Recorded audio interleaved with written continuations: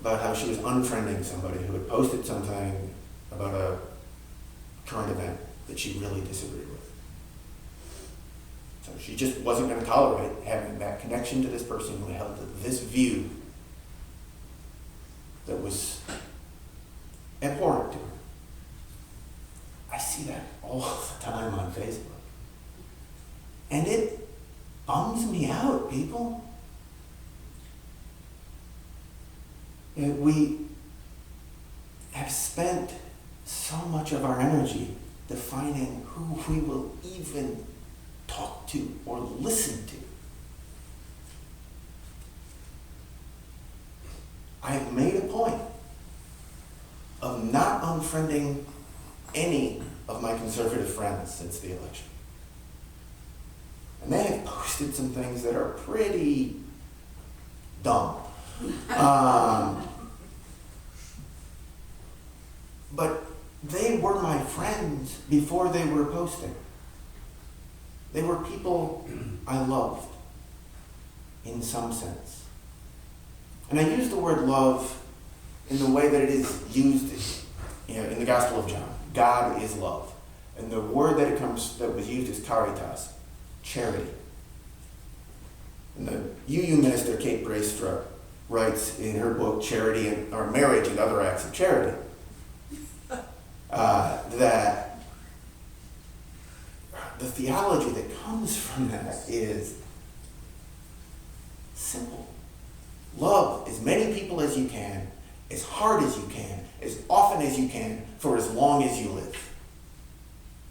She said it is so easy as a theology that even a child can follow it. Her son Peter said, yes, I could even love an axe murderer. To which she said, let's start with your sister.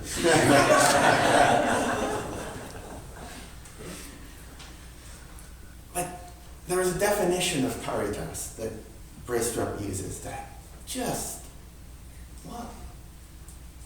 Love is desiring that the beloved achieve wholeness. And she makes this great point that it is not hoping that you will help the beloved achieve wholeness, but that the beloved can achieve wholeness. I hope that I can hope that for everybody. That is my wish for myself. I will fail. I read the news. I watch The Daily Show and see quotes. And there are people who will anger me. But I want to come to community and why it's so important to me that we see it and hang on to it. And there was a practical application of this. There was an article in The Atlantic earlier this year about how church attendance among liberals, conservatives, has gone down. At the same time that our public discourse has gotten more divided on many topics. And one of the theories is that by being in community, that seeing we are in community, we have to be nicer to each other. And it's hard to be hateful to people you see you are in community with. And then you have to talk to them. With them. And there are other theories that go along with it. But one of the things that they pointed out, and we're talking particularly about church, is there is a universality in most Christian teaching these days. Not all, but most. Certainly in our teaching. We are Unitarian Universalists, after all. That gets lost when we start segmenting. So we need to be in community with each other. Now that doesn't mean that we have to put up with everything everybody says and just let it go. There's this idea in Buddhist thought called of fierce compassion. The idea that we show greater love for our neighbors by telling them when we think they are wrong than by lying to them, pretending we think they're right. So fierce compassion is using real understanding and compassion and a tender heart, developing boundaries, The wisdom to enable us to be firm and kind at the same time in our personal lives, in our work, and in our relationships with other people. It does not mean tolerating anything anybody ever does. This really ties to the first principle for us, the inherent worth and dignity of all people. And in the coming of age class this year, we struggled with that. Because there are people that it's really hard to see the inherent worth and dignity.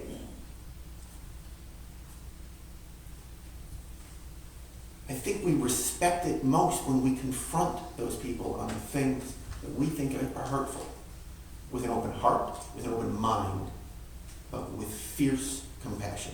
We don't just let them roll over us. We don't let them just go on saying hurtful or ignorant things, because that kind of compassion is enabling behavior that one Buddhist that I read calls idiot compassion. Which didn't sound like a very Buddhist idea to me, but I kind of like it.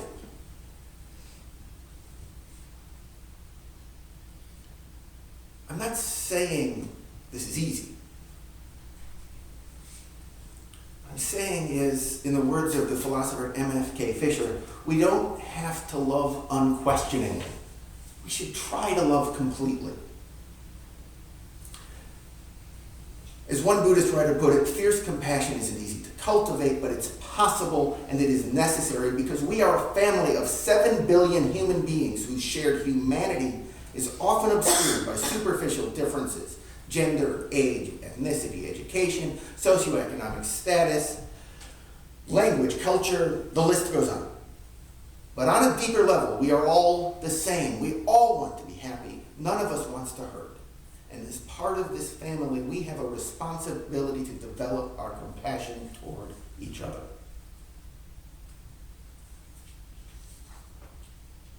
So we need to try. And we will fail. Because, as the writer Anne Lamott's friend Rick put it to her, the road to enlightenment is long and difficult. And you should try not to forget snacks and magazines. We will screw up because people will make us angry. We will not be perfect ourselves. And this goes back to Tillich, recognizing that separation from ourselves. We have to have the grace to accept that.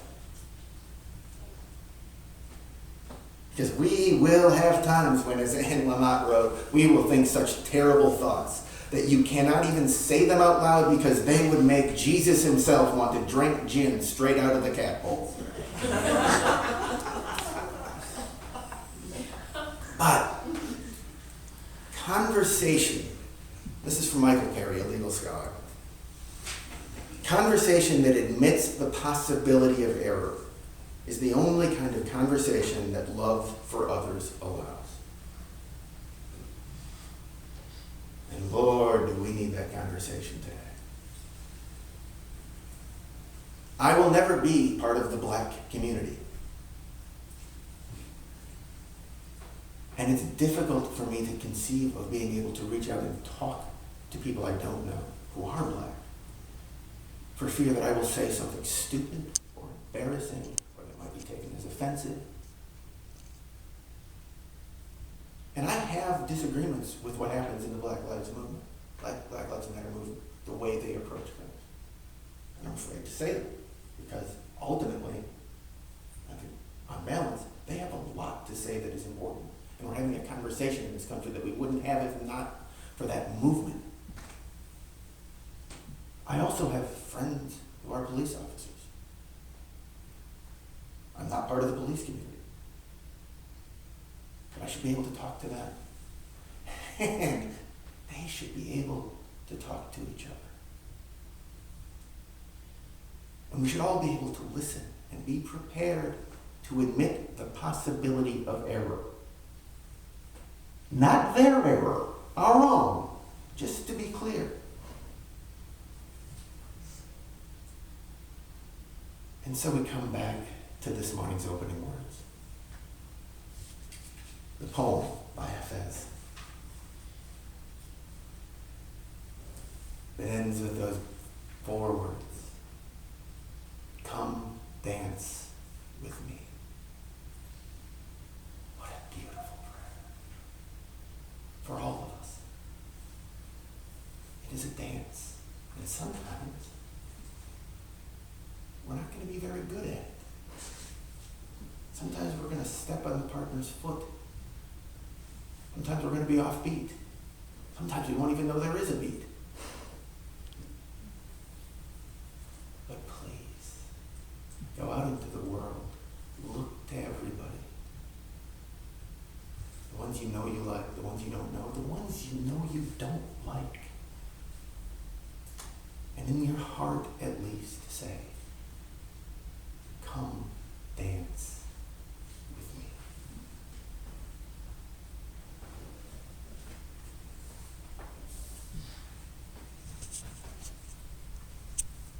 And now, please join us in a singing meditation.